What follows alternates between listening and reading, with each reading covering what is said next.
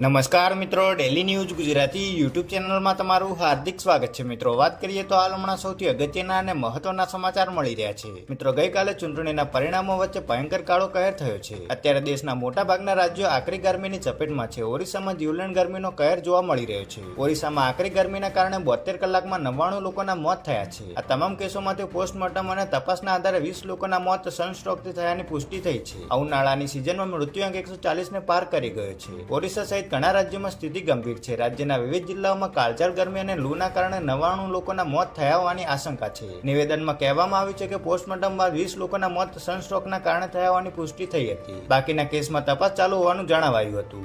રાજધાની દિલ્હી, ઓરિસ્સા, યુપી, પંજાબ, ચંદીગઢ, મહારાષ્ટ્ર, રાજસ્થાન સહિત ઘણા વિસ્તારોમાં ભારે ગરમી છે। સવાર પડતા જ અકસ્માતની અગ્નિ વરસવા લાગે છે। રાજધાની દિલ્હીમાં પણ પારો ખતરનાક સ્તરે પહોંચી ગયો છે, જેના કારણે આરોગ્ય માટે ગંભીર જોખમ ઊભું થયું છે। ભયંકર ગરમીને કારણે સેંકડો લોકોના મોત થયા છે અને આગની ઘટનાઓમાં પણ વધારો થયો છે।